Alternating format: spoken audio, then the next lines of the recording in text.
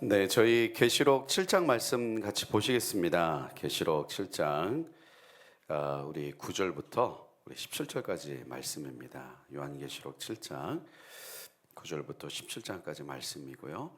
제가 한 절, 여러분이 한 절 돌아가면서 읽도록 하겠습니다. 이 일 후에 내가 보니 각 나라와 족속과 백성과 방언에서 아무도 능히 셀 수 없는 큰 무리가 나와 흰옷을 입고 손에 종려가지를 들고 보좌 앞과 어린 양 앞에 서서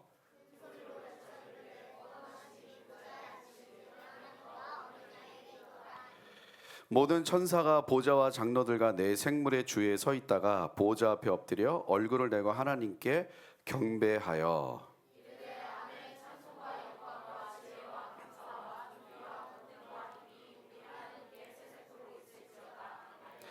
장로 중 하나가 응답하여 나에게 이르되 이 흰옷 입은 자들이 누구며 또 어디서 왔느냐.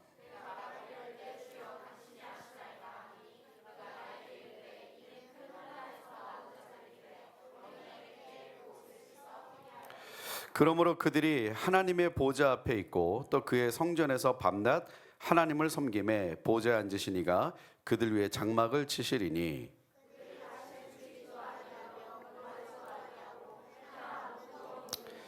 같이 읽겠습니다. 이는 보좌 가운데 계신 어린 양이 그들의 목자가 되사 생명수 샘으로 인도하시고 하나님께서 그들의 눈에서 모든 눈물을 씻어 주실 것임이라. 아멘.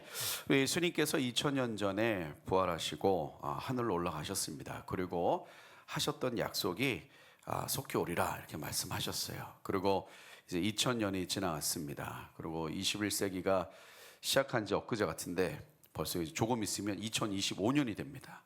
시간이 너무 빠르죠. 네, 우리 여러분들은 그래도 여전히 초등학생이시죠. 네. 시간이 굉장히 빠르게 지나갑니다. 그래서 팬데믹이 지나가면서 선교에 대한 여러 가지 관점과 또 질문들, 또 생각들이 많은 변화들이 있습니다.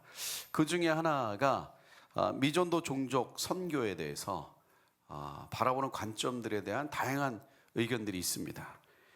미전도 종족 선교를 계속 유지해야 하는가까지도 질문하시는 분도 계시고, 우리가 굳이 선교사들이 이제 비행기를 타고 그 미전도 종족으로 가야 하는가?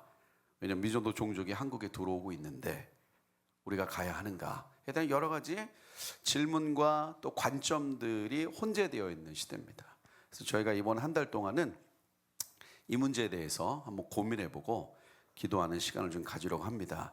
미전도 종족 선교가 과연 우리가 끝까지 붙잡아야 될 2025년에도 여전히 우리가 붙들어야 될 하나님의 선교인가, 아니면 정말 시대가 바뀌기 때문에 나타나는 현상인가, 우리가 한번 고민해보고 좀 기도하는 시간을 가지려고 합니다. 성경은 분명한 방향성이 있어요. 그러니까 그 불교 경전은 안 읽어보셨죠? 네, 읽어볼 일이 없죠. 네, 꾸란은 혹시 읽어보셨나요? 네, 저도 뭐 불교 경전 뭐 이런 건 잘 모르겠는데 어쨌든 대부분의 종교 경전들이 개인의 어떤 종교적 삶에 대한 지침, 안내 이런 게 굉장히 좀 강합니다.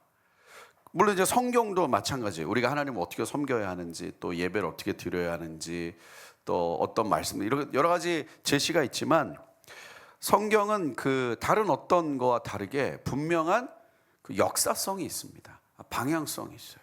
그러니까 창세기에서 시작된 성경은 계시록을 향한 분명한 방향성이 있고, 또 오늘 우리가 읽은 이 본문 자체가 성경에서 말하고 있는 큰 방향성입니다. 결국 확정된 미래가 있어요. 어떤 종교 경전을 봐도 확정된, 이건 불변하는 미래를 기록한 것은 없지 않을까요? 저는 없을 거라고 믿습니다. 있어도 그러니까 성경은 과거에 있었던 사건, 그러니까 오래전에 예언된 사건, 근데 오래전에 예언된 사건이 이루어진 사건들이 굉장히 많습니다. 그러니까 하나님께서 역사를 주관하고 계신 분이라는 것을 분명히 나타낸 사건들이 굉장히 많아요. 그렇기 때문에 성경에서 기록하고 있는 그 미래적 확정된 미래도 반드시 이렇게 될 거라는 것을 우리가 믿는 겁니다. 왜냐하면 하나님께서 이스라엘 백성을 통해서 나타내신 큰 메시지가 뭐냐? 하나님은 세계를 주관하신다는 거예요. 이스라엘 백성은 포로기에, 바벨론 포로 시기에 이거를 확실하게 배웠습니다. 바벨탑 사건 이후 인간은 타락했고 흩어졌습니다. 하나님 흩으셨죠. 그래서 우리가 언어가 이렇게 됐어요. 이렇게 됐어요. 배워야 돼. 그 사건 때문에 영어를 배우고 외국어를 배웁니다. 근데 흩어졌던 이 인류 문명 가운데 하나님이 새롭게 시작하신 게 이제 아브라함이죠. 아브라함으로부터 하나님은 새로운 역사를 시작하셨고, 아브라함의 자손들을 통하여 이스라엘이라는 하나님의 백성을 나타냈습니다. 그러니까 하나님의 나라, 하나님이 창조한 세계에 죄로 인해서 무너진, 그래서 인간의 죄성으로 만들어진 세계가 바벨탑이죠.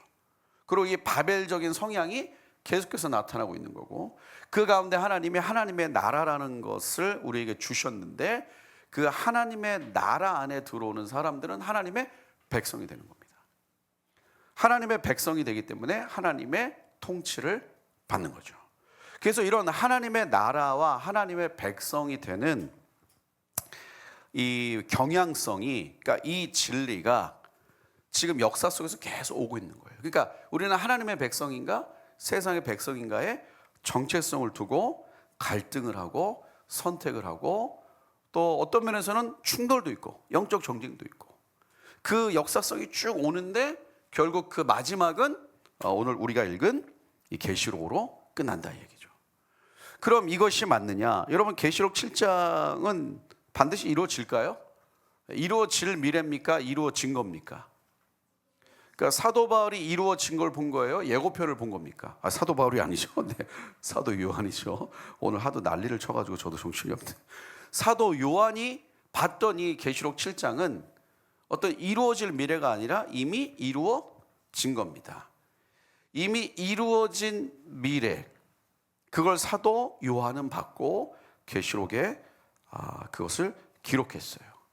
그러니까 어떤 역사의 사건이 일어나도 앞으로 인류의 미래는 계시록 7장을 향해 간다고 우리는 확신할 수 있는 겁니다. 왜 확신할 수 있죠? 우리가 믿는 하나님이 그런 존재라는 것을 우리가 믿기 때문이에요. 그럼 우리가 믿는 하나님이 그런 존재라는 게 뭡니까? 하나님의 역사를 주관하고 계시는 분이에요. 그래서 구약에 하나님은 이스라엘 백성을 통해서 하나님의 나라가 임하는 이스라엘 백성, 하나님의 백성을 만드셨고, 그 백성을 통해 하나님은 열방에 하나님이 어떤 존재인지를 전하는 메시지를 계속 전한 겁니다. 그래서 구약의 이스라엘을 우리가 조금 다른 말로 존재론적 선교를 했다 이렇게 보는 거예요.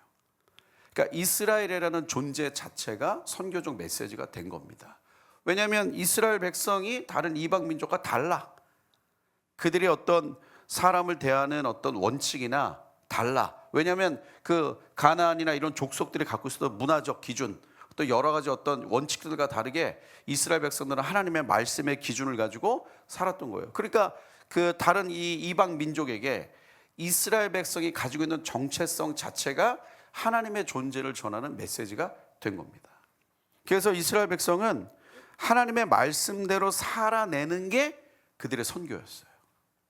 그리고 그 살아내는 그 구별된 삶이 다른 이방 백성에게 야훼, 여호와 하나님이 어떤 분인지가 증거되는 존재론적 선교를 하게 된 겁니다. 근데 이게 신약으로 넘어왔어요. 신약으로 넘어오니까 하나님의 나라의 개념이 바뀝니다.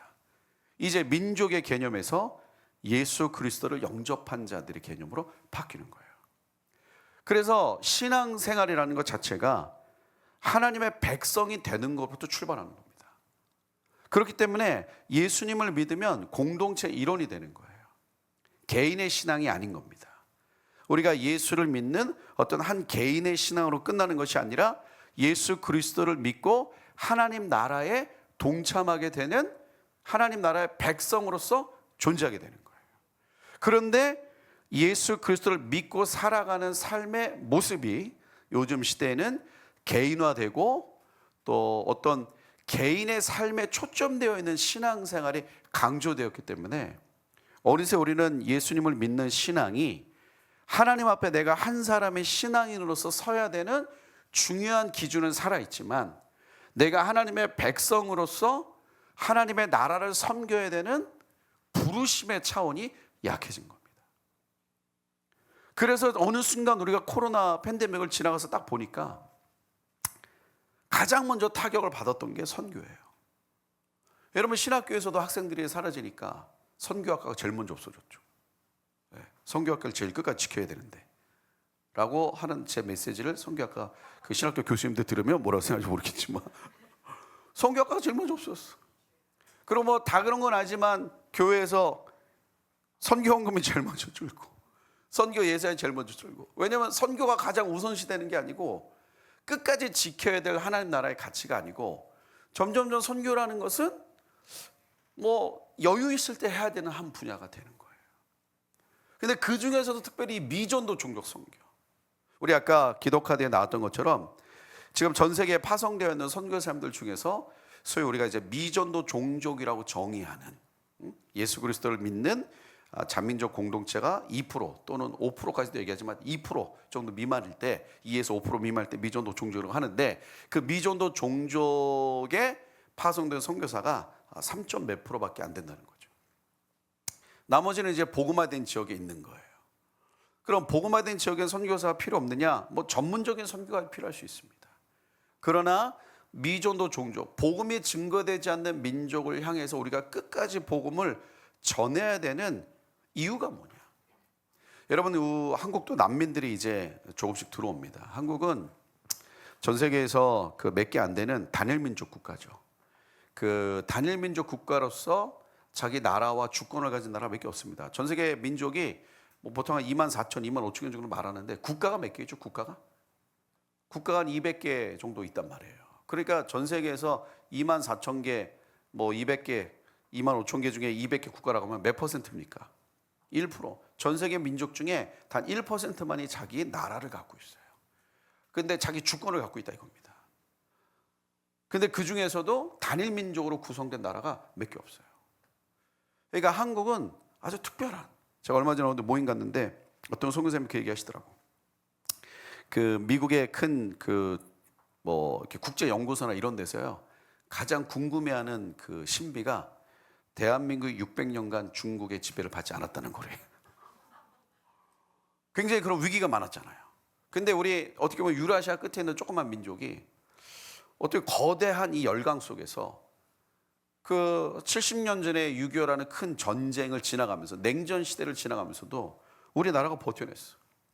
그리고 유럽이 300년에 걸쳤던 발전을 30년 만에 끝내면서 유럽의 300년 만에 그 과정을 지나가면서 거쳤던 철학의 발전을 한국 막 동시에 짬뽕으로 들어왔어. 근데 한국은 또 그거를 자기네 걸로 소화시켜. 여러분, 우리 한국 사람들의 특징이 뭐냐면요, 우리 걸로 바꾸잖아. 그렇죠? 우리는 카톡 쓰잖아. 그렇죠? 왓츠앱 안 써요. 전 세계 어디 가도 다 왓츠앱이나 이런 거 쓰는데 우리는 우리 걸로 바꿔. 그리고 구글도 쓰지만 네이버 많이 쓰고 우리 거 많이 쓴단 말이야. 우리의 거. 그러니까 어떤 탁월한 어떤 하나님 주신 은혜도 좀 있는 것 같아. 은혜도 좀 있고. 근데 어쨌든 이 한국 교회 안에서 팬데믹을 지나가면서 이 선교에 대한 개념이 많은 변화들을 이뤄내고 있는데, 그 중에서 복음이 증거되지 않는 민족, 특별히 미전도 종족을 향해서 우리가 계속해서 복음을 전해야 하는가에 대한 질문을 하고 있는 거예요. 한국에 들어온 난민들을 향해서 우리가 복음을 전해야 됩니다. 그렇죠? 그리고 또 한국도 다문화가 굉장히 강해졌죠. 우리 좀 경기도의 어느 지역들 가면은 다문화가 굉장히 많아지고, 또 한국도 그 다문화 가정에서 자라난 우리 아이들도 많이 생기긴 했습니다. 그들에게 복음을 전하고 새로운 다문화적 선교에 대한 적분도 있어요. 근데 그 들어와 있는 난민들이라든지 다문화 선교를 하는 선교사님들이 가장 그 꿈꿔하는 것 중에 하나 뭐냐면은 그들이 자신들의 나라로 돌아가길 원하는 거예요. 자신들의 나라로 선교사로 가길 원하는 거지. 그러니까 한국에 난민으로 왔어. 근데 예수님 영접하고 다시 선교지로 그 자기네 나라로 돌아갔어. 그걸 꿈꾸는 거예요. 근데 그것도 어떻게 보면 뭐예요? 미전도 종족 선교지. 다시 보내는 거니까. 그래서 난민 선교든 다문화 선교든 어떤 선교의 형태를 하든 결국은 복음이 증거되지 않는 민족들에게 끝까지 복음을 증거하고자 하는 미전도 종족 선교로 규결되고 있다. 근데 지금 현재 한국에서 이 미전도 종족 선교를 최우선순위로 하고 이 미전도 종족 선교 운동의 엔진을 가동시키고 있는 공동체들이 점점 늘어나고 있는 상황은 아니다. 줄어들고 있는 상황이다. 그래서 저희가 2024년을 마무리하면서 내년 2025년도에 이 미전도 종족 선교에 대해서 우리가 어떻게 반응하며 구하며 갈 것인가 고민이 좀 필요한 시점이다 이겁니다. 미전도 종족 선교를 해야 되는 이유는 분명합니다. 역사가 그렇게 가고 있어요. 우리가 읽은 본문에 보니까 17절에 이런 말이 있습니다. 이는 보좌 가운데 계신 어린 양이 그들의 목자가 되사 생명수 샘으로 인도하시고 하나님께서 그들의 눈에서 모든 눈물을 씻어주실 것입니다. 역사의 마지막에 일어나는 사건 중에 뭐냐면요, 눈물을 씻어줍니다. 그래서 인생은 눈물이 나는 거예요. 힘든 거예요. 네? 17절에 보니 이 계시록 7장에 그들이 천국에 가서 모르게 어떻게 눈물을 씻어 주신지. 그래서 우리의 인생은 쉽지 않은 거예요. 예수님 믿고 살아가는 인생은 좁은 길이고 좁은 문이고 또 하나님의 위로가 필요한 상황들이 많다 이겁니다. 예수님을 열심히 섬기면 인생에 어떤 좋은 일이 일어날 수도 있는 거죠. 그러나 대부분 고난과 어려움의 일들도 많이 일어나더라. 그래서 천국에 가면 하나님이 주님 눈물을 씻어주신다. 그러니까 위로가 많이 필요한 인생을 살아온 자들이 왔다 이거예요. 여러분의 삶은 위로가 필요하십니까? 어쩌면 잘 살고 있는지도 모릅니다. 아니면 만사가 다 형통하십니까? 감사한데 진짜 내가 제대로 살고 있는지 돌아봐야 될 수도 있는 거지. 왜냐하면 예수님 제대로 믿고 살면은 도전이 있고 어려움이 있고 무너짐이 있어요. 물론 자기 죄 때문에 얻어맞는 일들이 있다면 회개하고 돌아와야죠. 애매히 고난 받는 그런 게 아니고 지가 잘못하고 지가 사고 쳐서 하나님이, 그것도 하나님의 은혜지 지가 잘못하고 지가 사고 쳤는데 하나님이 건드리셨다, 그것도 은혜죠 왜냐면 하나님이 돌아오라고 간섭하시는 거니까. 오히려 내버려 두는 게 하나님의 가장 큰 심판이잖아요. 계시록 7장은 사도 요한이 밤모섬에서 하나님께 질문했던 큰 질문 속에 오지 않았나 이런 마음이 듭니다. 왜냐면 함께 있었던 동료들이 이미 다 순교하고 베드로도 죽고 AD 한 80년경으로 보는데 예수님이 돌아가시고 이제 죽으시고 부활하시고 하늘로 올라가시면서 다시 오겠다고 약속하시고 거의 수십 년, 길게 보면 50년 정도가 지난 시기에 사도 요한이 밤모섬에 갇혔을 때 여러 가지 질문이 있지 않았을까요? 핍박도 있고 로마의 핍박도 있고 엄청난 순교도 있는데 이게 예수님 이거 어떻게 되는 거냐. 그리고 사도 요한은 사도행전을 보면 엄청난 선교적 행보가 보이지는 않습니다. 그렇죠? 초반에 이렇게 사도 요한이 좀 나오기도 했지만 사도행전 13장에서 나온 안디옥 교회가 파송했던 이 바울과 바나바로부터 이방 선교가 시작됐지 사도 요한이 계시록에서 그 사도행전에서 등장하고 있지는 않아요. 그러니까 어쩌면 사도 요한은 모든 민족에게 복음이 증거되면 세상의 끝이 온다고 하는 마태복음 24장 14절의 말씀을 얼마나 가슴 깊게 새겼는지는 전 잘 모르겠습니다. 전 잘 모르겠어요. 그런데 사도 요한이 이 밤모섬에서 계시록 7장, 이 계시록을 기록하다가 이 계시록 7장을 보면서 사도 요한이 어떤 감격을 가졌을까? 왜냐하면 사도 요한이 이제 계시록 7장에 보면 우리가 이제 다 읽진 않았지만 7장 초입부터 뭐가 시작되느냐? 이 각 족속을 이제 부르는 게 나와요. 제가 그냥 한번 읽어드릴게요. 5절에 유다 지파 중에 인침을 받은 자가 1만 2천이요, 루벤 지파 중에 1만 2천이요, 1만 2천 쭉 나오잖아요. 쭉 더하면 14만 4천 5천 해가지고 이상한 이단들도 나오고 한단 말이야. 그러니까 하나님이 각 지파 중에 부르심이 있다. 유다 지파 부르고 아셀 지파 부른다. 그리고 1만 2천이다. 그러고 나서 9절에 2일 후에 하나님이 각 지파대로 부르시는 이유를 보니까 각 나라와 족속과 백성과 방언에서 아무도 능히 셀 수 없는 큰 무리가 나온다 이겁니다. 사도 요한 시대에는 나라와 족속과 백성과 방언이란 개념이 그렇게 많지 않았어요. 사도 요한 시대에는 세계가 얼마나 큰지, 또 얼마나 많은 민족이 있는지, 자기가 살고 있는 땅에서 얼마나 많은 그 외부로 나가서 어디까지 갈 수 있는지 뭐 사도 요한은 모르잖아. 근데 사도 요한이 각 나라와 족속과 백성과 방언에서 아무도 능히 셀 수 없는 큰 무리가 나오는 것을 뭐죠? 본 거야. 이거는 예언이 아닙니다.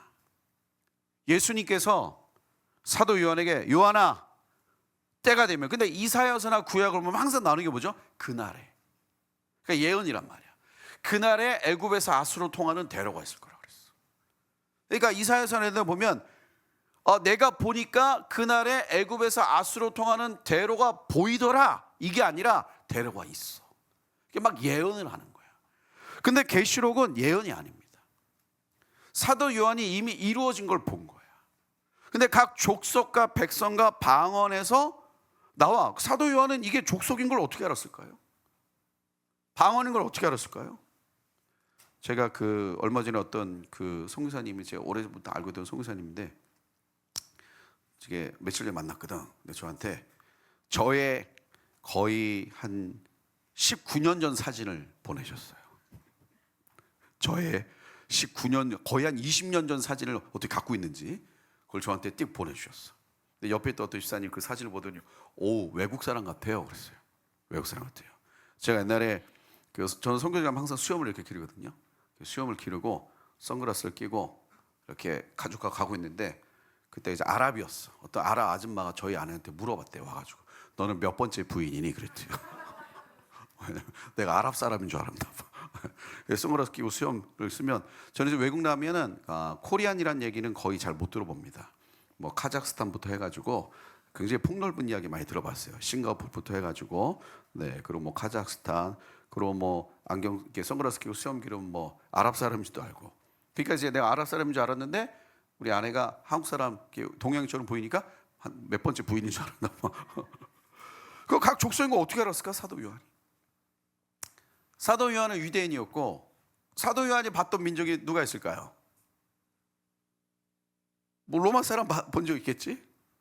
또 어떤 민족 봤을까? 사도 요한이 우리처럼 막 단기 선교 다녔던 건 없어요 기록에. 그죠? 우리 또 올 겨울에 이렇게 아마 우리 여기 지금 청소년들도 몇 명 있는데 벌써 인생을 좀 이렇게 살아오신 분 중에 단기 선교 많이 다녀본 분들 있잖아. 그죠? 우리 벌써 고등학생인데 막 몇 개 민족 다녀오고. 그러니까 딱 보면 중국 사람 같다, 일본 사람 같다. 우리는 경험이 있어. 왜? 그런 민족을 본 적이 있으니까. 근데 사도 요한은 단기 선교 다녔던 분은 아니야. 그리고 사도 요한 시대에는 어떤 족속이나 민족의 개념이 막 강했던 건 아니야. 근데 어느 날 사도 요한이 환상을 봤는데 족속이 나와. 어떻게 알았을까요? 일단 다르게 생겼겠지. 뭔가 다르게 생긴. 여기서 말하는 각 족속과 백성과 방언이라고 나온 이 중에 코리안들이 있었을까요? 네? 자, 여러분 기뻐하십시오. 우리가 성경에 기록되었습니다. 7장에 기록되었어요. 사도 요한이 봤는데 각 족속과 백성과 방언에서 아무라도 능히 셀 수 없는 큰 무리 안에 우리가 있었습니다. 없었어? 이거 여기 없으면 천국 못 가는 거 아니야? 어쨌든 사도 요한이 봤는데 큰 무리, 사도 요한이 봤던 그 무리 중에 아마 우리도 있지 않았을까? 네? 여러분 결국 어디 가요? 천국 가잖아. 천국 가서 우리 뭐해? 계시록 7장 이거 이제 할 거라 우리 미래는. 왜냐하면 계시록 7장이 아무나 능히 셀 수 없는 큰 무리가 나와서 뭐 한 거예요? 어린 양 대신 예수 그리스도를 찬양해. 자, 우리 그 구절을 보니까 나왔는데 손에 흰 옷을 입고 손에 종려가지를 들고 보좌 앞과 어린 양 앞에 서서 큰 소리로 외쳐 가라되. 우리 구원하심이 한 번만 같이 한번 읽어볼까요? 시작. 구원하심이 보좌에 앉으신 우리 하나님과 어린 양에게 있도다. 자, 이때 무슨 언어로 할까요? 우리 오늘은 가면 한국말로 할 것 같아? 영어로 할 것 같아요? 영어. 할렐루야. 영어로 지금 가능해요? 지금은 가능 안 하고 이 다음에 가서 뭐 보니까 뭐라 그래? 각 족속과 백성과 뭐예요? 방언에서. 그러니까 다양한 언어를 하지 않았을까? 뭐 한국말도 분명히 있었을 거예요. 그래서 그 이제 아랍이나 이런 동네 가면은 예수 믿는 사람들이 그 자부심 느끼는 것 중에 하나가 성경에 자기네 나라가 있잖아. 막 있고. 근데 우리 누시게 찾아봐도 한국은 없어. 그래서 우리는 족보가 없는 민족이야. 근데 제가 어느 날 7장을 보면서 너무 감사했어요. 우리도 있었구나.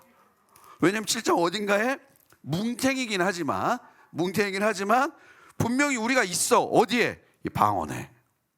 한국말 있었겠지. 네? 그리고 각 족속과 나라, 네? 대한민국 있잖아. 그러니까 각 수많은 언어로 구원하심이 보좌에 앉으신 어린 양과 우리 하나님께 있도다라고 찬양을 하는 거예요. 그러니까 11절에 모든 천사가 보좌와 장로들과 내 생물의 주에 서 있다가 보좌 앞에 엎드려 얼굴을 대고 하나님께 경배하여 이르되, 우리 요 찬송도 같이 한번 읽겠습니다. 시작. 아멘. 찬송과 영광과 지혜와 감사와 아멘. 각 족속과 백성과 방언과 나라가 나와서 구원하심이 보좌에 앉으신 우리 하나님과 어린 양에게 있도다. 구원하심은 다른 데 없어요. 돈에도 없고 능력에도 없고 힘에도 없고 다른 그 어떤 종교에도 없고 오직 구원하심은 보좌에 앉으신 어린 양에게만 있습니다. 하나님에게만 있습니다. 인정한 거예요. 하나님은 모든 민족이 구원받기를 원하는 그 하나님의 마음으로 역사를 끌고 계십니다. 그리고 그것은 반드시 이루어질 게 아니고 이루어졌어요. 이 계시록 7장을 향한 하나님의 역사의 중심에 미전도 종족 선교 운동이 있는 겁니다. 복음을 듣지 못한 미전도 종족에게 계속해서 복음을 전하는 이 하나님의 역사에 부름받은 하나님의 사람들과 공동체가 이를 계속해서 이어가는 거예요. 그리고 이것의 완성은 결국 뭡니까? 계시록 7장이 되는 겁니다. 그래서 미전도 종족 선교 운동의 데스티니, 이게 바로 계시록 7장으로 가는 겁니다.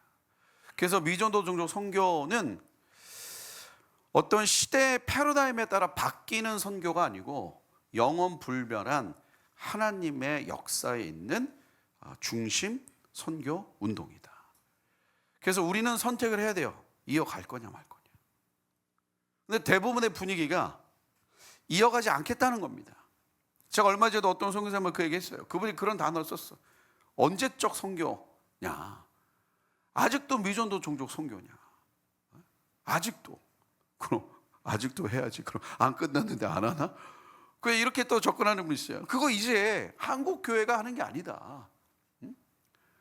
그 막 새롭게 떠오르는 소위 말하는 저 남반부, 인도, 파키스탄, 또 뭐 필리핀, 방글라데시, 소위 말하는 이 아시아권에 있는 새로운 민족들이 이어가는 거다. 여러분, 그 제가 이스라엘에 있을 때 굉장히 그 신선했던 것 중에 하나가 있었어요. 그 유럽을 보면 가장 그 타락했던, 지금 현재 타락한 나라 중에 어딘지 아십니까? 네덜란드 뭐 이런데. 네덜란드 갔다 오신 분들은 뭐 아시죠? 네덜란드는 엄청나요. 뭐 이렇게 뭐 엄청나죠. 근데 사실 네덜란드가 종교개혁의 중심이었는데, 근데 제가 이스라엘에 있을 때 예루살렘에서 이렇게 쭉 사역을 하다가 그 어떤 목사님이 저한테 그러시더라고요. 그 아랍 사람들한테 영어를 가르쳐주는 클래스가 있는데 같이 가지 않겠냐고. 그래서 제가 뭐라 그랬게요? 왜요? 그랬어요. 왜냐면 그 아랍 사람들한테 영어를 가르쳐주는 미국 근데 제가 거기 굳이 왜 가냐 이거지. 그때 이제 목사님이 거기에 그 아랍의 젊은이가 많이 오고 유대인 젊은이도 가끔 오는데 가서 우리도 영어를 배우면서 배우는 척하면서 그 친구를 좀 만들면 어떻겠냐. 근데 그때 이제 친구라고 하기에는 이제 제 나이가 거의 이제 그 조카뻘 되는 애들이에요. 그래도 그때는 이제 액면가가 조금 있었어요. 그래가지고 사람들이 제가 청년이라도 다 믿었습니다. 네, 별로 그렇게 동의하지 않는 얼굴이지만 그때는 제가 올리브 빈으로 썼기 때문에 피부가 좋았어. 그래가지고 목사님하고 갔더니 진짜 웬 그 백인 자매가 영어를 가르쳐 주는데 너무 잘 가르치더라고. 그래가지고 막 귀에 쏙쏙 들어오고. 그래서 거기 있는 애들하고 뭐 이렇게 막 친구도 아랍하고 유대인들 좀 있었고. 근데 제가 궁금했어요. 왠지 그런 거 있잖아. 이렇게 같은 업종에 계신 분 같더라고, 백인 자매가. 우리 업종에 계신 분 같아. 선교사는 아니고 영어 교사로 왔는데 그냥 말하는 투라든지, 그리고 교재는 그냥 진짜 그냥 평범한 교재야. 근데 말하는 어투라든지 어떤 사람을 대하는 태도가 우리 계열 같아. 같은 업종 계열 같더라고. 그래가지고 끝나고 쉬는 시간에 내가 살짝 물어봤어요. 어디서 오셨냐? 네덜란드에서 왔대. 그래가지고 네덜란드에서 왔냐? 그래서 제가 조용히 물어봤어요. 미셔너리냐? 그랬더니 그 자매가 오히려 반대로 물어보더라고. 너는 미셔너리냐? 서로 비밀을 오픈해라 이거죠. 에? 같은 업종. 그래서 내가 난 선교사다. 그랬더니 어디서 왔냐? 한국 사람처럼 안 보였나 봐. 그래서 내가 나 코리안이다. 그랬더니 코리안이냐? 그래서 물어봤어요. 혼자 왔냐? 그게 아니라 자기 팀이 있대요. 어디에 있냐? 그랬더니 그 예루살렘의 올드시티 안에 자기네 공동체 파손 청년들이 올드시티 안에서 산대. 진짜 딱 잡으면 어떤 생각이 들었게요? 돈이 많다. 그래서 올드시티 안에는 함부로 살 수가 없어. 집이 너무 비싸. 정말 그 조그만 원룸 있잖아요. 왜냐면 올드시티는요, 사람들이 그 집을 산다는 개념이, 그러니까 집을 판다는 개념이 뭐냐면은 역사를 판다는 거야. 이게 그러니까 그 안에 그러니까 정말 조그만 원룸 같은 거, 막 화장실도 뭐 좀 안 가봤는데 거기서 살던 선교사 한 분 계셨거든. 그 선교사님이 자기 집을 얘기해 주시는데 화장실 들어가면 이게 막 부딪힌대. 너무 작아가지고. 근데 그 당시에 벌써 한 7, 8 몇 년 전이야? 한 6년 전, 7년 전 이때 한 달에 월세가 한국 돈으로 거의 120만 원이에요. 거기 그 조그만 원룸에. 근데 그분이 자기네가 여럿이 거기서 공동체로 살고 있대. 그래서 내가 돈이 많다 속으로 그 얘기도 하면서 너무 놀랐어요, 내가 사실은. 왜냐면 그때 느낌이 뭐였냐면, 어떤 마음이냐면 이미 유럽 교회는 무너졌고 유럽의 선교 시대는 끝났다는 마음이 좀 있었는데, 그 유럽의 어떤 그 네덜란드 그 자매들, 그리고 그 자기네 공동체, 그 유럽의 어떤 청년들 제가 전도하다 몇 명 만났거든. 근데 그들이 다 고백했던 게 있어요. 그 원하는 너의 비전이 뭐냐 물어봤더니 그 SVM 얘기를 하더라고. 여러분 그 1886년에 무디가 했던 무디가 했던 헐몬산 수양회, 거기에 미국의 캠퍼스 청년들이 모입니다. 그리고 캠프를 한 달 했어요. 한 달. 네, 우리도 한 달 하면 되게 좋을 것 같아요. 그죠? 한 달 캠프를 했어. 근데 이제 무디가 원래는 좀 그런 분이 아닌 것 같은데 그때는 되게 여유롭게 하셨나 봐. 오전하고 저녁만 집회를 하고 오후에는 자유롭게 프로그램을 가졌대. 그래서 수영할 사람 수영도 하고 뭐 승마도 하고 막 그랬대. 근데 거기에 로버트 윌더라는 한 청년이 있었어요. 그 로버트 윌더가 인도 MK 출신이거든. 그 로버트 윌더가 점심을 먹고 어느 날 갑자기 마음에 인도를 위해서 기도해야 되겠다는 부담감이 있어가지고 그 캠프에 왔던 청년들 몇 명을 불러다가 인도를 위해서 기도하자 그랬어. 근데 그렇게 시작해가지고 10 Nations 미팅이라고 10개 민족을 위해서 기도하는 청년들의 그룹이 된 겁니다. 그러니까 아침하고 저녁에 집회를 하는데 메인은 그 10 Nation 미팅이 됐어. 나중엔 100명이 넘는. 그리고 거기다가 다 서원을 했어. 내가 이 민족의 선교사로 가겠다. 그리고 그 대회가 딱 끝나고 로버트 윌더는 학교를 휴학하고 캐나다와 전 미국을 다니면서 캠퍼스를 깨웁니다. 캠퍼스를 깨워서 2년 후에 그 헐몬산 수행회가 끝나고 2년 후에 SVM이라는 아예 조직을 만들고 만장일치로 로버트 윌더가 초대 리더가 됐지만 로버트 윌더는 그 리더가 되지 않고 인도로 떠납니다. 선교사 떠나버렸어. 그러니까 거기 있던 캠퍼스 사람들이 진짜 떠나네? 그래서 불같이 일어납니다. 근데 그때 그들이 외쳤던 표어가 뭐냐? Finishing the task in our generation. 우리 세대 안에 끝내버리자. 근데 맞던 그 백인 자매가 저 물어봤어요. 그럼 너희 비전이 있냐 너희 팀에?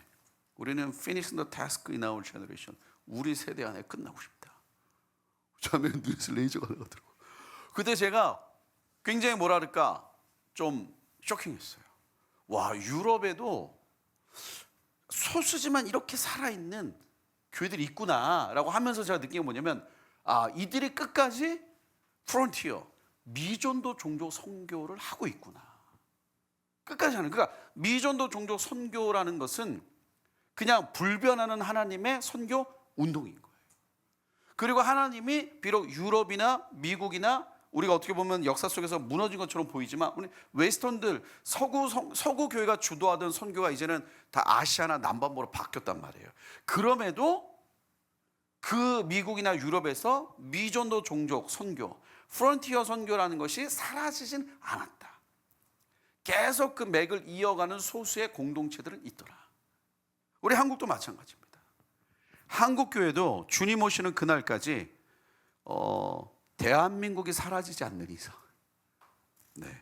대한민국이 사라질 리가 없겠죠? 확신하나요? 대한민국이 사라지지 않는 이상 하나님은 한국 교회 안에서 미전도 종족 선교 운동이라는 이 줄기를 계속 이어가게 하실 것이다. 그래서 이것을 구하고 원하는 공동체에 하나님이 은혜를 주시지 않을까란 기대감을 갖고 있는 거죠. 그게 바로 우리가 2025년을 앞에 두고 어쩌면 우리가 고민해야 될 문제일 수 있어요.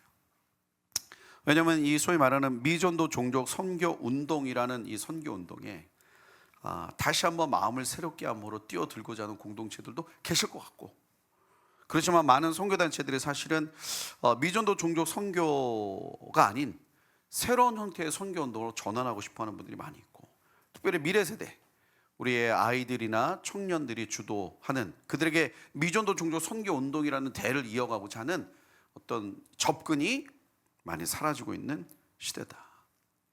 그래서 우리는 미전도 종족 선교 운동을 왜 해야 되는가? 그게 바로 데스티니다.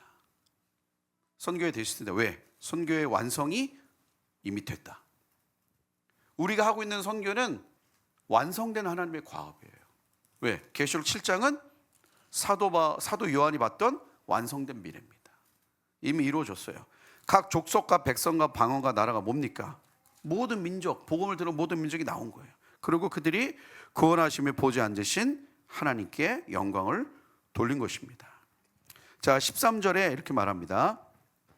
장로 중 하나가 응답하여 나에게 이르되 이 흰옷 입은 자들이 누구며 또 어디서 왔느냐? 막 족속과 백성과 나라에서 막 방황하던, 이거 도대체 이 많은 사람들이 어디서 온 겁니까? 14절에 내가 말하기를 내 주여 당신이 아시나이다 하니 그가 나에게 이르되 이는 큰 환난에서 나오는 자들인데 어린 양의 피에 그 옷을 씻어 희게 하였느니라. 그는 환난을 통과했던, 여러분 우리에게 환난이 있습니다. 아멘은 없지만 환난이 있습니다. 역사의 마지막에 환난과 고난이 있어요. 그리고 어려움이 있습니다. 근데 그들이 어린 양의 피에 그 옷을 씻어 희게 한 자들이에요. 어린 양의 피가 우리를 새롭게 할 수 있습니다. 희게 할 수 있어요. 정결케 할 수 있습니다. 15절에 그들이 하나님의 보좌 앞에 있고 또 그의 성전에서 밤낮 하나님을 섬김에 보좌에 앉으신 이가 그들 위에 장막을 치시리니. 16절에 그들이 다시는 줄이지도 아니하며 목마르지도 아니하고 해나 아무 뜨거운 기운에 상하지도 아니하리니. 천국은 보니까 배고픔이 없습니다. 아쉬워하는 분들이 있더라고요. 그럼 안 먹나요? 그러더라고요. 안 먹나요? 목마르지 아니하고, 여기서 또 육신의 줄임과 목마름을 말하고 있는 건 아닙니다. 그 옛날에 그 유명한 신학자 이런 얘기 했어요. 하나님을 잃어버린 인간들에게 남은 것은 목마름이다. 그러니까 죄의 속성이 뭐냐면요, 죄의 속성은 만족함이 없어요. 그래서 뭐가 잉태한 즉 죄를 낳아요? 욕심이 잉태한 즉 끊임없는 욕망이 있는 거예요. 더. 근데 문제는 그 욕망이 누굴 향해 가고 있습니까? 나에게로 가고 있는 것이. 나를 채우고 나를 채우고. 그래서 그 욕망, 끝없는 욕망, 하나님을 떠난, 하나님이 없는 자들에게 있는 그 갈망, 세상을 향한 그 욕망. 근데 하나님 나라에 갔더니 뭐예요? 그게 없어요. 만족함이 있습니다. 어린 양 예수 그리스도로 우리는 줄이지도 않고 목마르지도 않는 만족함이 있습니다. 17절 같이 한번 읽겠습니다. 같이 읽겠습니다. 시작. 이는 보좌 가운데 계신 어린 양이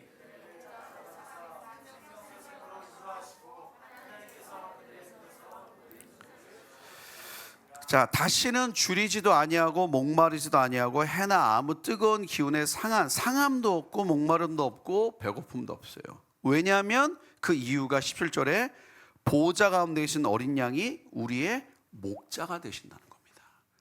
목자가 하는 역할이 뭐죠?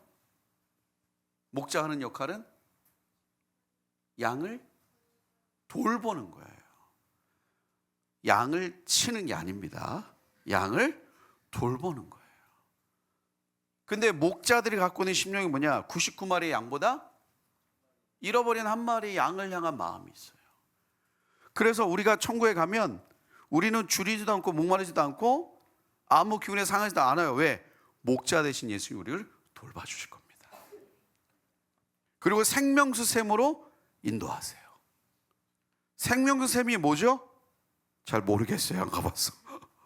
어쨌든 생명수의 샘으로 인도하셔.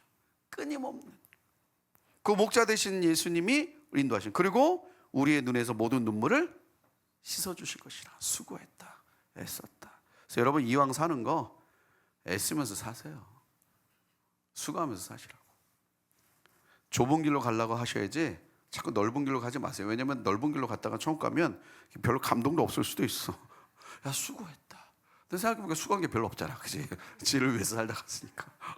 지를 위해서 살다 갔으니까 수고한 게 없지. 근데 우리가 지금 하나님을 섬기면서 수고함이 있잖아. 우리 간사님들도 수고함이 있고, 밤을 새고, 밤을 새지 말래도 새고. 근데 이게 수고하면서 밤을 새는 거는 감사한데, 낮에 딴짓하다가 밤을 새는 거는 그거는 이제 하나님의 위로가 아니라 하나님의 깊은 간섭하심이 있는 것이, 간섭하심. 정신을 차려야 되는 문제지, 그거는.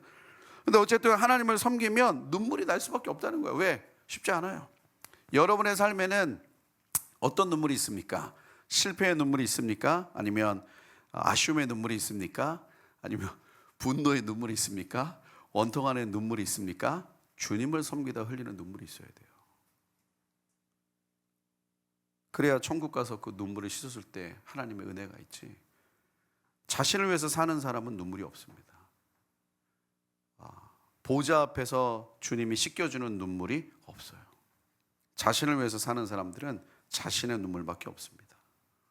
그래서 이 미전도 종족 선교 운동은 결국 계시록 7장의 사도 요한이 봤던 이 모든 족속과 백성과 방언이 나와 어린 양 예수 그리스도를 찬양하는 이 완성된 미래로 가는 하나님의 역사의 줄기다.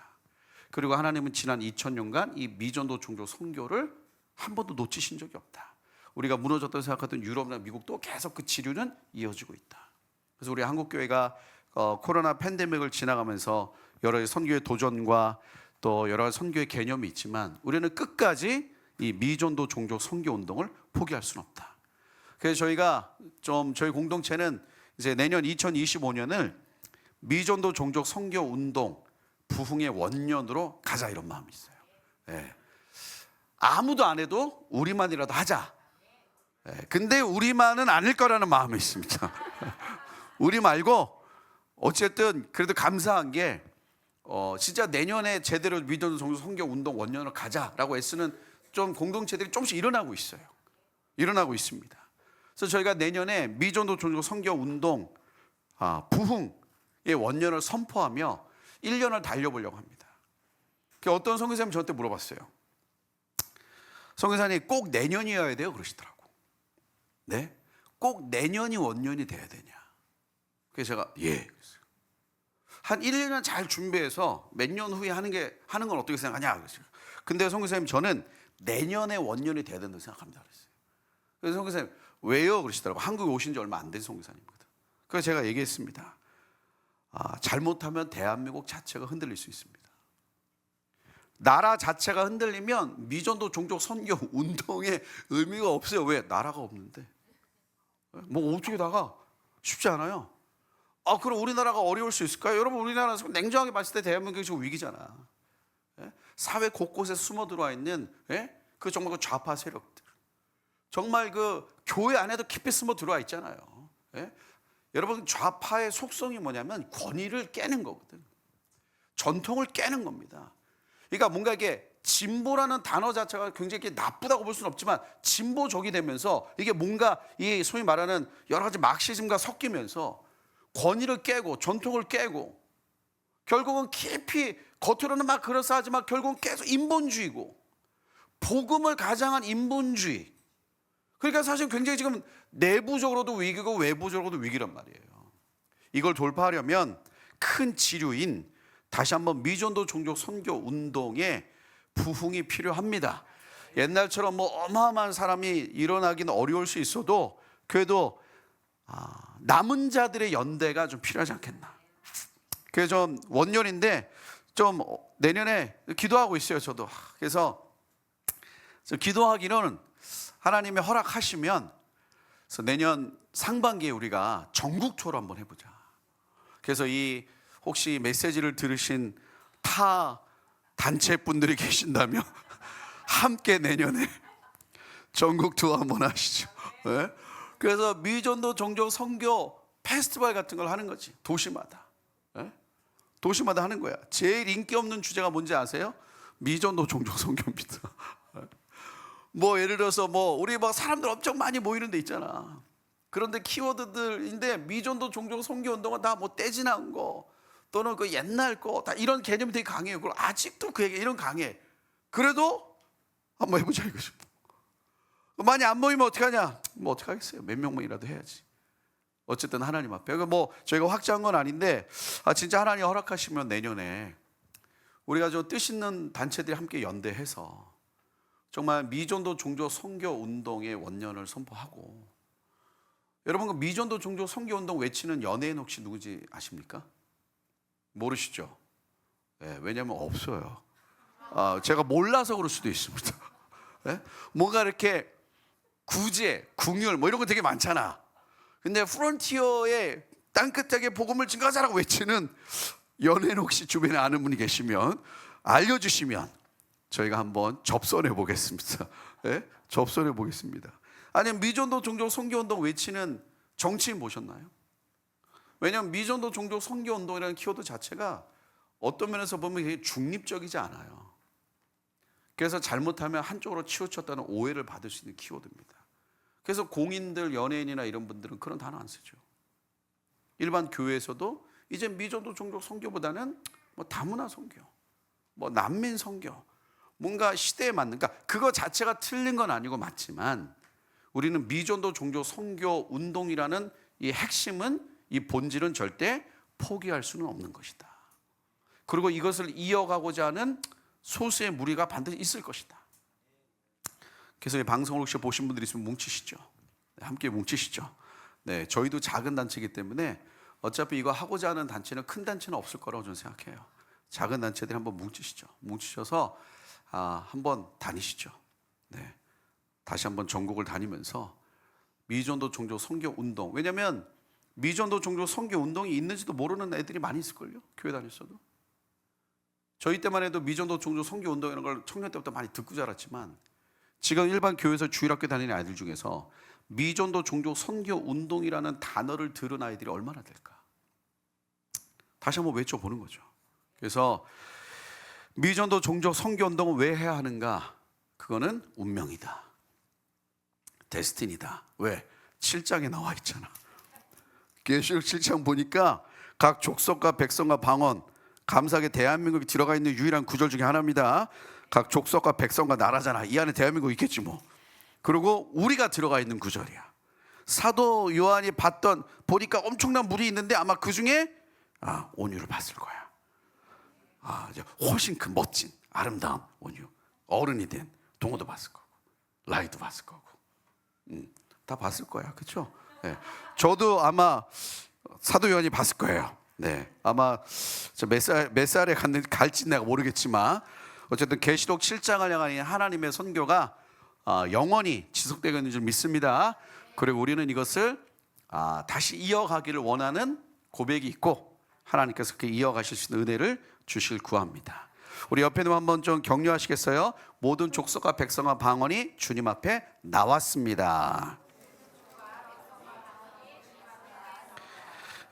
나올 게 아니죠. 이건 나왔어요. 사도 요한이 봤던 계시록 7장은 완성된 미래입니다.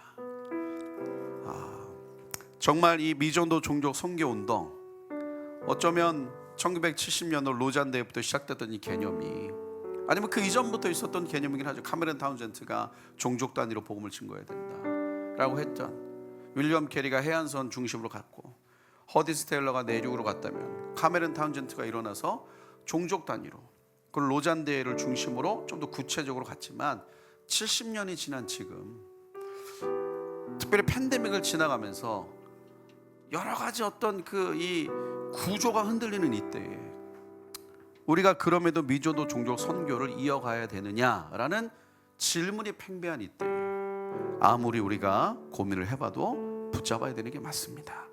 왜냐면 이건 데스티니예요. 운명입니다. 왜? 7장에 그렇게 완성되어 있어요. 하나님의 나라의 완성은 계시록 7장에 보여집니다. 각 족속과 백성과 방언과 나라가 나온 거예요. 그리고 어린 양 대신 예수 그리스도를 찬양하는 겁니다. 그리고 그것을 이루기 위해서는 지금도 복음을 듣지 못한 민족들에게 누군가 가야 되는 거예요. 복음을 전하러 가야 됩니다. 하나님께서 그 일을 반드시 이루어 주실 것입니다. 우리 같이 한번 기도할 때 하나님 요한계시록 7장에 각 족속과 백성과 방언과 나라에서 아무라도 능히 셀 수 없는 큰 무리가 나와 보호자에 앉으신 어린 양 예수 그리스도를 찬양하는 것을 사도 요한이 봤습니다. 이건 하나님 완성된 미래입니다. 이 하나님의 역사에 하나님 우리의 삶이 사용되게 하여 주옵소서. 하나님 내가 나의 삶을 사는 것이 아니라 나의 비전을 이루어가는 삶이 아니라 계시록 7장에 나와 있는 이 하나님의 완성된 미래 이것을 이루어가는 하나님의 역사에 나의 삶이 사용되게 하여 주옵소서. 쓰임받게 하여 주옵소서. 주여 한번 외치고 기도합니다. 주여. 사랑하는 하나님 아버지, 계시록 7장 하나님 완성된 미래를 향해 하나님의 사람들이 일어나 하나님 동참하게 하여 주옵소서. 하나님 동참하게 하여 주옵소서. 하나님 동참하게 하여 주옵소서. 하나님 동참하게 하여 주옵소서. 하나님 동참하게 하여 주옵소서. 하나님 동참하게 하여 주옵소서. 하나님 우리의 삶이 미전도 종족을 향한 하나님의 마음, 미전도 종족을 향한 아버지의 역사를 바라보는 거룩한 공동체들이 하나님 다시 한번 일어나기를 원합니다. 하나님 다시 한번 일어나기를 원합니다. 하나님 우리가 이것을 감당할 수 있는 은혜를 주십시오. 하나님 단순한 고백이 아니라 하나님 그냥 겉으로만 그런 척이 아니라 하나님 우리가 정말 이것을 감당할 수 있는 하나님의 은혜와 하나님 기름 부음을 허락하여 주옵소서. 주여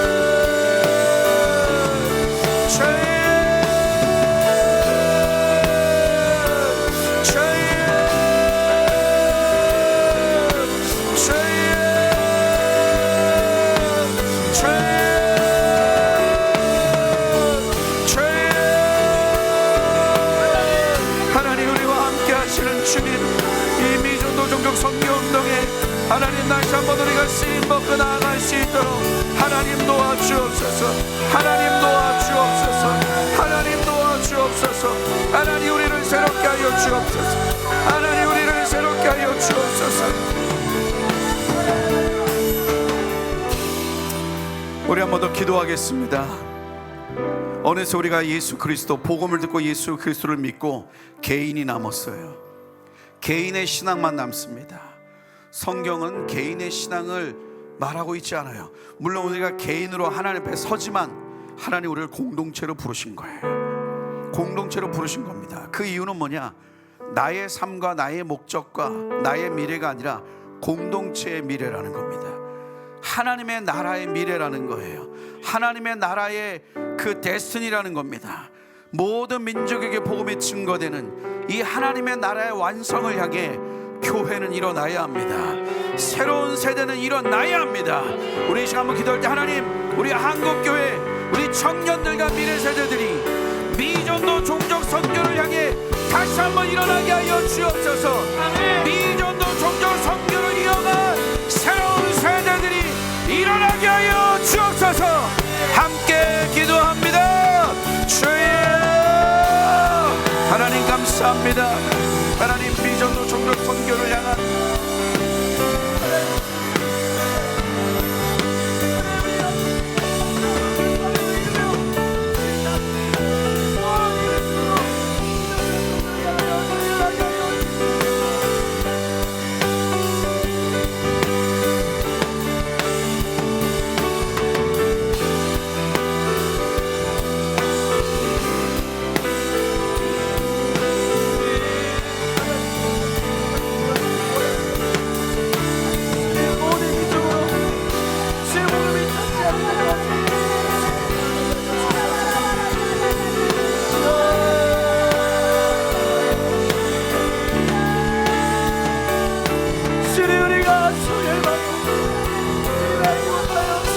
기도하는 자들을 위하여 주님 우리가 저 믿어도 종족을 위하여 울겠습니다.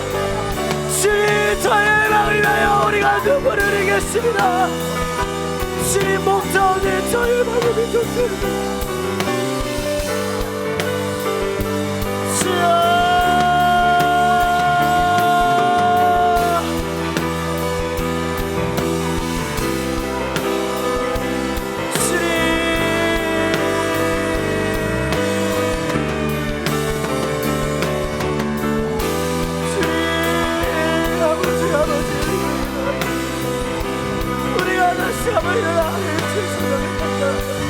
하나님 주를 그렇게 찬양하겠사오니 주여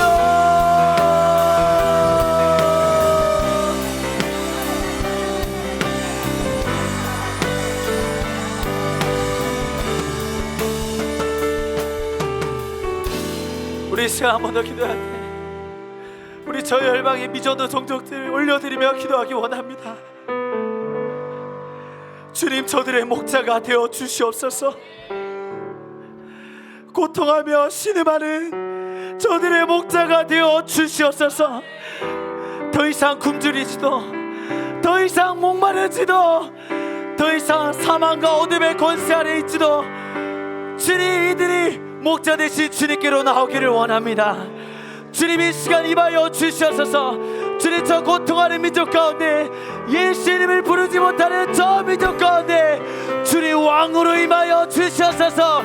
목자 되신 주님 저들을 영원한 생명수의 샘으로 인도하여 주시옵소서. 마지막 그날에 함께 어린 양 예수 그리스도 주님만을 찬양하게 하여 주시옵소서. 모든 민족 모든 열방들아 예수 그리스도 앞에 나와 찬송과 경배를 돌릴지어다. 함께 기도하시겠습니다. 주여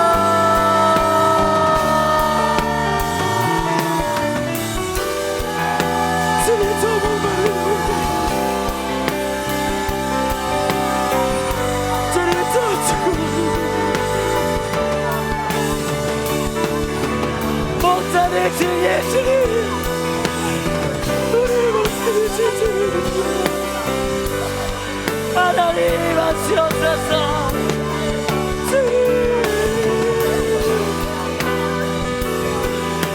아버지야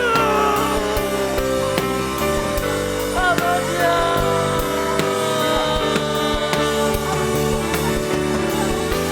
아버지야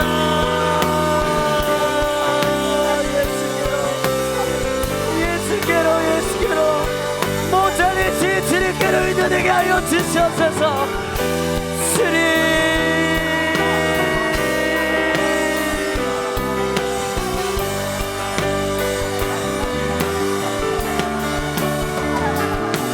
할렐루야 할렐루야 어린 양 할렐루야 할렐루야 주의 보혈 걷는 사람 모든 조소 모든 방어 모든 배성 열방이 모든 영광 모든 존귀 모든 찬양 할렐루야 할렐루야 할렐루야 할렐루야 할렐루야 어린 양 할렐루야 할렐루야 주의 보혈 덮을 사 모든 족속 모든 방언 모든 백성 열방이 모든 영광 모든 존귀 모든 찬양 주께 드리네. 모든 민족과 방언들 가운데 수많은 주 백성 모였네. 주의 보혈과 그 사랑으로 집배성 삼으셨네. 주를 향한 감사와 찬양을 말로 다 표현할 수 없네. 아멘. 다만 내 소리 높여 온 마음을 다해 찬양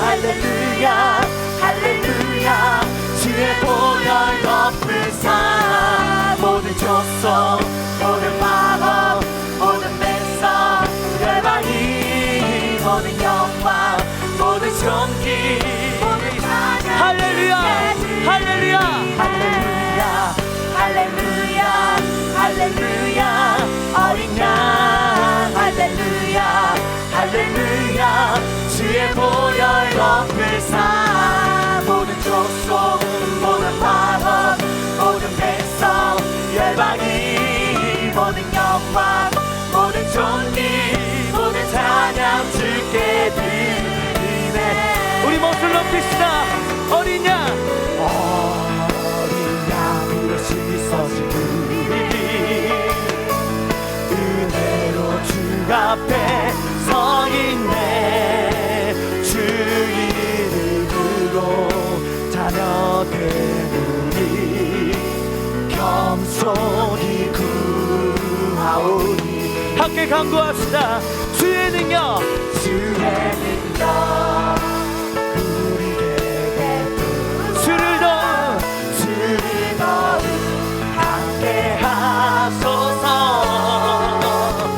그때의 모든 나라 주 영광 보며 경배하리라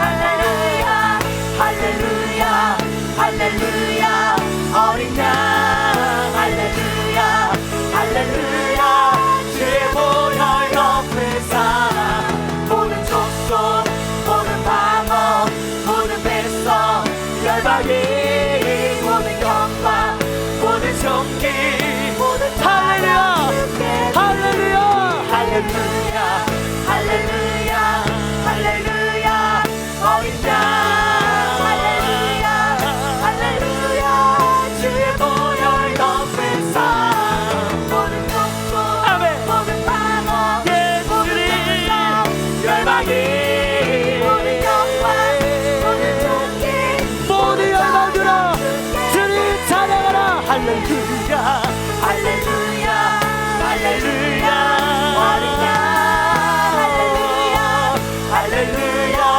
주의 보혈 덮으사 모든 족속 모든 방언 모든 백성 열방이 모든 영광 모든 존귀 모든 찬양 주께 드리네 우리 시간 마지막으로 한 번 더 기도합시다 이 주는 우리가 이것을 보기 원합니다 모든 족속과 모든 백성과 방언이 주님 앞에 달려 예배하는 그날이 속히 오기를 원합니다 주님 2025년 미전도 종족 선교 부흥의 원년을 선포합니다 주님 한국교회 깨어 일어나게 하여 주십시오 세계교회 깨어 일어나게 하여 주십시오 모든 민족으로 미전도 종족으로 모든 민족과 백성과 방언을 깨우는 수많은 교회가 깨어 일어나 전진하게 하여 주시옵소서 부흥을 주시옵소서 부흥을 주시옵소서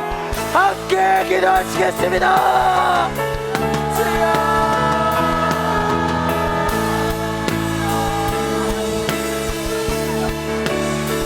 주를 원합니다 거룩한 부흥으로 일어나게 하시옵소서 믿어는 종족 성교회 거룩한 부흥의 불길이 우리 한국교회와 세계교회 가운데 거룩하게 타오르기를 주십니다 주님에 가여 주시옵소서 주님 길을 부어 주시옵소서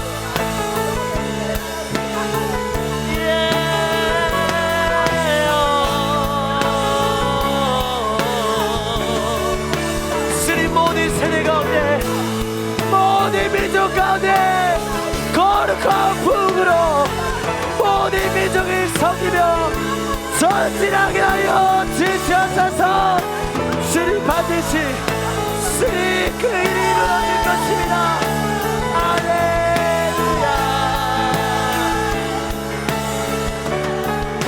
할렐루야 할렐루야 할렐루야 할렐루야 어린 양 할렐루야 할렐루야 주의 보혈 덮으사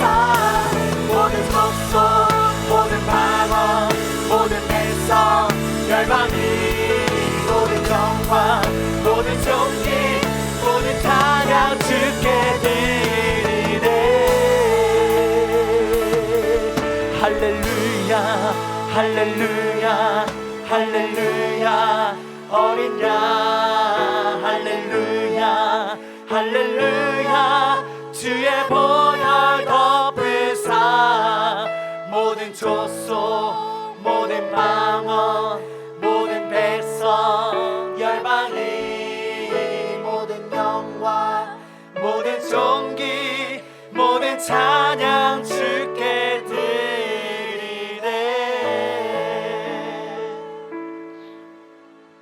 아멘. 주님 반드시 그 일이 이루어질 줄 믿습니다. 모든 민족과 모든 백성과 모든 나라와 모든 방언이 구원하심이 보좌에 앉으신 우리 하나님과 어린 양께 영원한 찬송을 올려드리게 될 것입니다. 아멘. 주님 찬송을 받으시옵소서. 모든 민족의 찬송을 받으시옵소서. 모든 열방의 경배를 받아 주시옵소서. 하나님 그 일을 위하여 우리 한국교회 가운데 거룩한 사명을 주셨사오니 다시 한번 주님이 우리 가운데 허락하신 이 비전과 사명을 향해 땅끝까지 모든 민족들 종족이 주님 앞에 돌아오는 그날까지 전진하게 하여 주옵소서. 복음 들고 달려가게 하여 주옵소서. 주님 오실 길을 예비하게 하여 주시옵소서. 감사와 찬양 올려드리며 영광 중에 다시 오실 왕 우리 주 예수 그리스도의 이름으로 함께 기도드립니다. 아멘.